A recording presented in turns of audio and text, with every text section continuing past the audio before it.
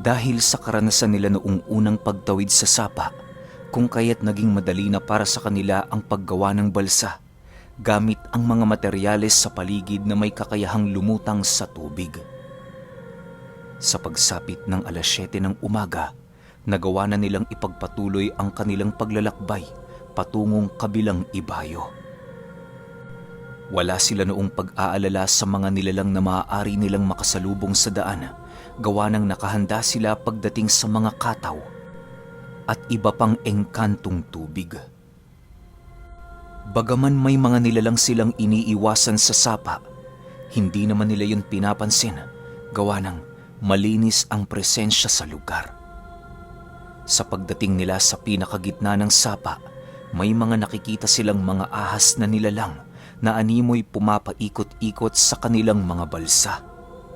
Nang masipat ito nila Emilio, agad naman nila itong binigyan ng alay upang makadaan sila ng payapa. Habang pinalulubugan ni Emilio ng pagkain ng tubig, sinasabayan niya yon ng taimtim na panalangin. Si Upal naman noon, hawak-hawak ang sagwan upang mabilisang makaalis sa lugar sa oras na hindi umayon sa kanila ang pagkakataon. Ilang minuto pa ang lumipas, nasipat ni Emilio na dahan-dahan ang naglalaho ang mga nilalang sa buong paligid. Nang wala na siyang makita sa ilalim ng tubig, doon na niya itinigil ang kanyang pagbibigay ng alay. Upal, magsagwan ka na. Magmamasid ako sa ilalim. Wala na sila pero kailangan pa rin nating magsubaybay. Malay mo, hinihintay lang nila tayong gumalaw. Wika ni Emilio sa kanyang kapatid. Sige kuya, walang problema. Sabihin mo lang kung ititigil ko ang balsa. Sagot naman ni Upal. Matapos nilang mag-usap, agad naman nilang ipinagpatuloy ang kanilang paglalakbay patungong ibayo. Marahan lang noon ang pagsagwa ni Upal nang sa gayoy hindi mabulabog ang mga nilalang na nasa ilalim nito. Nang medyo may kalapitan na sila sa dalampasigan, bigla naman siyang inutusan ni Emilio na magmarahan, gawa ng may nakikita siyang kataw na papalapit sa ilalim ng kanilang balsa. Dahil sa sinabi nito, agad namang itinigil ni Upal ang pagsasagwan at kasabay nito ang pagramdam nila ng mga mahihinang alon sa paligid. Nasipat na din sila noon ng sirik ng isang pating, indikasyong may panganib na paparating. Sa pagpapatuloy ng pagmamasid nila Upal, bigla naman silang nagulantang nang mapagtanto nilang hindi sirik ng pating ang kanilang nakikita.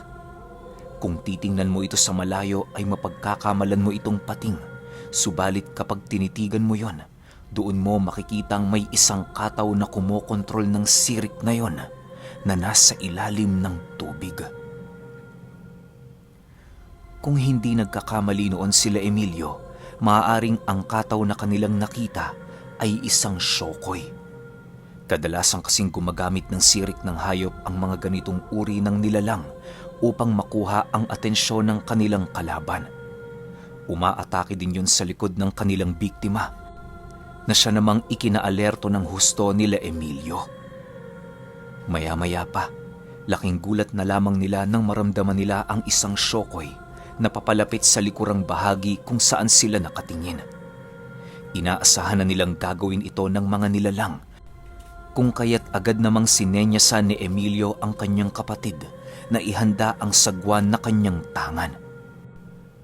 Pagkaunawa ni Upal sa nais iparating na mensahe ni Emilio, walang sabi-sabi, bigla siyang bumuelo ng napakalakas at kasabay nito ang paghataw niya ng sagwan sa kinaroroonan ng syokoy na dahan-dahang nakikisakay sa kanilang balsa. Pagtama ng sagwan na yon sa pagmumuka ng nilalang, bigla naman itong lumubog sa tubig ng mabilisan hanggang sa dumating ang puntong hindi na ito masipat nila Emilio. Dahil sa mga nangyari, napilitan na silang magsagwa ng napakabilis upang magawa na nilang marating ang dalampasigan sa lalong madaling panahon. Habang umuusad noon ang kanilang balsa, pansin na pansin nila ang pagsunod sa kanila ng mga Shokoy sa unahang bahagi. Hindi na nila ito binibigyan ng karagdagang pansin, gawa ng wala itong mga kakayahan para sila'y kumprontahin ng harapan. Ilang minuto pa ang lumipas, narating na nga nila ang kabilang ibayo. Doon ay nasipat nila ang mga kataw sa ilalim ng dagat na dahan-dahang nagsibalik sa kanilang kaharian. Sa pagbalik ng katahimikan sa paligid, agad namang ipinagpatuloy nila Emilio ang kanilang paglalakbay patungong dinagat. Akala ba nila maiisahan nila tayo?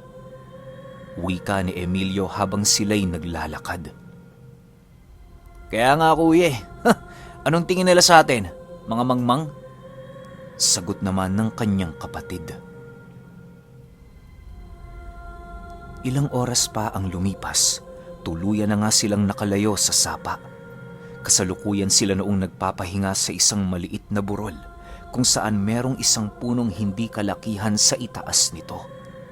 Doon nila ninais na magpahinga ng saglit, gawa ng napakagandang tanawin ang kanilang nasisipat mula doon. Habang nagpapahangin ang dalawa, muli na naman nilang pinag-usapan ang tungkol sa kanilang islang pupuntahan pagkatapos ng dinagat. Nang marinig ni Emilio ang sinabi ng kanyang kapatid na nais nitong makarating ng Leyte, napagpasyahan nilang doon tumungo para magbagong buhay. Ilang minuto pa ang lumipas, narating na nga nila ang isang baryo di kalayuan sa dalampasigan. Doon ay nakita nilang meron ng kaunlaran ang lugar, gawa ng maraming tao na ang naninirahan doon. Hitik na hitik din ang baryong yon sa mga paninda na halos ang karamihan mong makikita ay purong mga isda. Habang binabagtas nila ang daan, napansin naman nilang masasaya ang tao na naroroon. Lahat ng nakakasalubong nila ay bumabati sa kanila ng magandang hapon na para bang hindi doon problema kung ikaw man ay dayo o orihinal na naninirahan sa lugar. Nang marating nila ang isang tindahang maraming pagkaing nakabalot, napagpasyahan nilang pansamantala muna doon magpahinga para kumain. O mga Ginoo, magandang hapon! Nais nyo bang matikman ang inumin na ito? Galing pa ito ng norte. Paborito itong inumin dito sa amin. Wika ng tindero. Sige lang ho, Manong. Nais man naming bumili pero pasensya na ho. Wala kaming sapat na pera para dyan. Sagot naman ni Emilio. Nang marinig ito ng tindero, voluntaryo na mismo nitong ibinigay sa kanila ang inumin. Bagaman maamo ang pagmumukha nito, hindi pa rin sila lubusang nagtiwala sa kadahilanang alam nila sa kanilang sarili na nasa paligid lamang ang mga masasamang loob. Habang patuloy itong pinagmamasdan nila Emilio, napansin nilang bumubula-bula ang inumin na ibinigay ng tindero. Dahil sa pangyayaring yon, agad naman silang nagduda na maaaring meron itong halong lason. Habang patuloy nila itong pinagmamasdan, bigo naman silang makaramdam ng kahit na anong bakas ng presensya ng manlalason o iba pang nilalang. Sige na mga Ginoo, inumin niyo na. Napakasarap niyan. Wika ng tindero pagsilay nito sa magkapatid. Matapos marinig nila Emilio ang sinabi nito, dali-dali naman nilang sinenyasan ang tindero na lumapit sa kanilang kinauupuan. Iinom siguro kami ng ganito, Manong, kung uunahan ninyo. Pasensya na kayo, nag-iingat lang kami. Wika ni Emilio. Dahil sa sinabi nito, agad namang kinuha ng tindero ang hawak niyang baso at agad na ininom ng walang pagdadalawang isip ang laman nito. Magtiwala kayo mga Ginoo. Walang laso niyan o kahit na ano. O siya, saglit lang ha. Kukuha lang ako ng isa. Sagot naman ito. Ilang minuto pa ang lumipas, muling inabutan si Emilio ng isang baso na punong-puno ng inumin. Dahil sa nahihiya na sila noon sa kabutihan ng lalaking nagbigay nito, wala na silang nagawa kundi ang lagukin ang laman ng baso ng walang pagdadalawang isip. Pagdaloy ng inumin sa kanilang lalamunan, bigla na lamang silang nagulantang dahil sa kakaibang sensasyon na kanilang nararamdaman. Maya-maya pa, bigla na lamang napadighay si Emilio dahil sa labis na pagkabusog sa kabila ng inuming kanilang tinikman. O ano? Masarap ba? Sabi ko sa inyo, masarap yan eh. Masayang wika sa kanila ng matanda, pagsilay sa kanila nitong nakatulala. Nang marinig naman ni Emilio ang sinabi nito, tumangulang naman yon habang nagsasabi ng, "Oo nga Manong, masarap nga. Maraming salamat dito ha." Sa pagsapit ng gabi, patuloy pa ring pagala-gala sa baryo ang magkapatid. Hindi pa kasi nila pinipiling ipagpatuloy ang kanilang paglalakbay patungong Dinagat, gawa ng kulang pa ang salaping kanilang nakalap. Gagamitin kasi nila ang salaping yon sa barko upang makatawid sa ibang lugar. Nang makabalik sila sa tahanan ng tindero, nasipat nila itong kasalukuyang nagsasara ng kanyang tindahan. Dahil sa wala na sila noong malapitan, napagpasyahan nilang kapalana ang kanilang pagmumuka para naman meron silang matuluyan. Ilang linggo na din kasi nilang ninais na matulog sa isang bahay kung saan wala silang mararamdamang panganib at walang magaganap na salitan na pagbabantay. Habang inilalahad nila Emilio ang kanilang rason sa tindero, bigla naman itong ngumiti sa kanila at walang pagdadalawang isip itong sumang-ayon sa kanilang pakiusap. Ayon sa matanda, ramdam niya ang hirap at pagtitiis ng mga manlalakbay kung kaya't wala siyang karapatang tanggihan man ng kahit sinong dayo na nangangailangan ng kanyang tulong. Dagdag pa ng matanda, bagaman may mga magnanakaw na noong nakitira sa kanyang tahanan, hindi yun dahilan upang itigil niya ang kanyang pagkawang gawa sa mga taong napapadpad sa kanila. Nang marinig naman nila Emilio ang naging pahayag nito, labis-labis na lamang ang kanilang pasasalamat sa matanda dahil yon ang kanilang nalapitan sa oras ng kanilang kagipitan. Ilang minuto pa ang lumipas, kasalukuyan nang nagpapahinga ang dalawa sa sala ng bahay nito. Libre ang kanilang pagkain doon kung kaya't hindi na sila gumastos kahit papaano. Mahirap man kasing aminin noon para sa magkapatid, sawang-sawa na sila sa mga tuyong isda na palagi nilang kinakain sa gubat. Matapos nilang kumain ang kanilang hapunan, agad din namang nagpahinga ang tindero dahil sa maaga pa yon kinabukasan. Hindi na din ito nagtanong sa pagkakakilanlan nila Emilio, gawa ng para sa kanya, hindi na yun mahalaga. Hinayaan lang naman nila Emilio ang nais nito, sa kadahilanang naiintindihan nila ang tindero kahit papaano. Kinaumagahan, maaga nang nagising ang dalawa dahil sa himbing ng kanilang tulog. Halos hindi pa nga sila noon magigising kung hindi pa nila naramdaman ang pagdaan-daan ng mga tao sa paligid. Pagmulat ng mga mata nila Emilio, napansin nilang napakaraming anak pala ng lalaking yon na siya namang hindi nila nakita kagabi. Sa paglabas nila ng bahay nito, bumungad sa kanila ang tindero na abalang-abala sa kanyang negosyo. Bale, ginawa na yung pagkakataon nila Emilio nang sa gayoy kumita naman sila ng salapi kahit papaano. Nang marinig ng tindero ang kanilang pangangailangan, inutusan sila nitong maglako ng mga ulam sa baryo. Hahatiin nila ang kita doon para naman meron ding kikitain ang magkapatid. Matapos nilang mapagkasunduan ang kanilang mga gawain, nag-umpisa na nga sila Emiliong maglako ng ulam. Isa-isa nilang pinasok ang mga bahay-bahay na kanilang nadatnan para lamang ialok ang ulam. Sa pagpapatuloy ng kanilang ginagawa, halos malibot na nila ang buong lugar ng walang gaanong kinikita. Hindi nila alam noon pero para bang walang interesado sa kanilang mga binibenta. Ilang minuto pa ang lumipas, tinikman nila ang tindang ulam ng lalaki at napagtanto nilang hindi yon kasarapan. Masyado ding marami ang asin at iba pang sangkap nito na siya namang nagpapapangit sa lasa ng pagkain.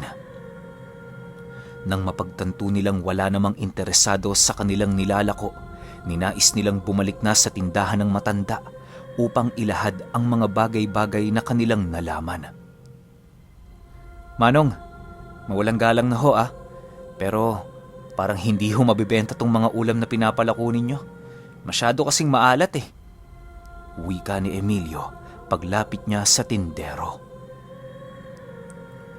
Nang marinig naman ng lalaki ang sinabi nito, agad naman siya nitong pinapasok sa loob ng kanilang tahanan upang kausapin ng pribado.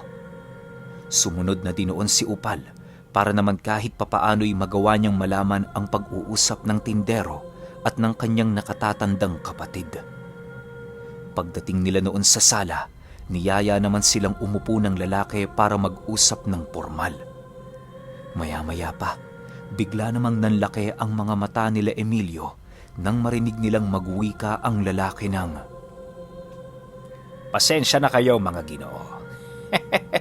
Ang ulam na yon ay nakalaan talaga para mailibot sa baryo at hindi maibenta. May mga demonyo kasi ako diyang hinahamon na ilang buwan nang iniiwasan ng aking tahanan. Dahil sa kanila, kaya hindi nakakalabas ng bahay ang aking mga anak o makapasok man lang sa eskwela." Matapos marinig nila Emilio ang sinabi nito, agad naman nilang napagtanto na ang lalaking kaharap nila noon ay isa palang antingero. Madali nilang natunugan ang presensya nito, gawa ng may mga mutsyayong ipinakita habang nasa kasagsagan sila ng pag-uusap. Nang marinig nila ang lahat-lahat ng problema ng lalaki, sinabihan nila itong nakahanda silang tumulong sa mga bagay na nais nitong mangyari. Ipinagtapat din nila dito na kagaya niya, sila din ay isang mga antingero. "Manong, siguro nga ho kagustuhan ng Diyos na kami ay manirahan sa inyong tahanan. Maging mapanatag na ho kayo, sapagkat sisiguraduhin namin na nasa maayos kayong kalagayan bago namin lisanin ang lugar na ito." Wika ni Emilio. Matapos niyang makapagsalita, inilahad din niya sa tindero ang totoo nilang trabaho bago sila nadapo sa lugar na yon. Sinabi din niya dito na naglilibot-libot talaga sila sa bawat lugar ng Pilipinas upang paslangin ang lahat ng nilalang na merong dugo ng mga aswang. Ilang minuto pa ang lumipas, napagpasyahan na nila Emilio na ilabas ang kanilang mga lagaraw para hasain. Napag-alaman kasi nila noon sa tindero na gabunang pamilya ang kanilang makakaharap kung kaya't hindi dapat sila mapanatag. Habang pinagmamasdan sila ng tindero sa kanilang ginagawa, nagpaalam naman itong babalik na sa kanyang tindahan para magtrabaho. Hindi naman niya kasi maaaring iasa sa kanyang asawa at anak ang mga bagay-bagay sa kadahilan ng marami sila doong mga parokyano. Kinagabihan habang nagpapahinga silang tatlo, marahan namang nag-usal ang tindero ng mga buhay na kataga at tinutunto nito ang lahat ng nadaraanan nila Upal nang sa gayoy magawa niyang masipat ang eksaktong kinaroroonan ng kanyang mga kalaban na ilang linggo nang nagpapahirap sa kanyang pamilya. Habang abala yon sa kanyang ginagawa, nananatiling nakabantay lang naman sila Upal sa maaaring iutos ng lalaki. Ilang minuto pa ang lumipas, tuluyan na ngang nahanap ng tindero ang kinaroroonan ng mga gabunan na siya namang agad niyang ipinagbigay alam sa magkapatid. Pagkarinig noon nila Emilio, agad naman silang tumayo mula sa kanilang pagkakaupo upang personal na puntahan ng mga ito. Nang akmang lalabas na sila sa pamamahay ng lalaki, sinabihan sila nitong huwag magpadalos-dalos gawa ng maraming alipores ang kanilang makakalaban. Magiging mahirap yon para sa kanila sa kadahilan ng wala silang sapat na bilang. Dahil sa sinabi nito, napangiti lang naman si Emilio habang kalmadong sumasagot ng,